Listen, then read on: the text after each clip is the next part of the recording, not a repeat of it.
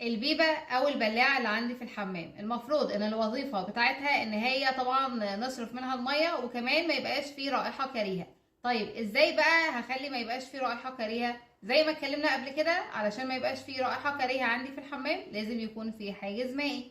ازاي هيبقى فيه حاجز مائي في البلاعة بتاعتي او البيبة؟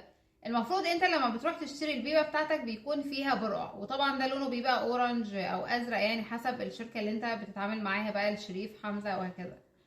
المهم ان انا بيكون عندي برقع، البرقع ده فايدته ان هو يمنع وجود الرائحه الكريهه، لان هو بيكون موجود في البيبه بتاعتي فبيمنع اصلا ان الهواء يرجع لك تاني، بيكون عامل كده زي الباب، فتاخد بالك من البرقع لان دي اغلب الصنايعيه يعني بياخدها يرميها.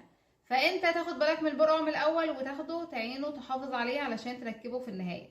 طيب ناخد بالنا برضو من حاجه تانية، انا لازم يكون في ميه موجوده، حاجز مائي موجود في البيبه بتاعتي.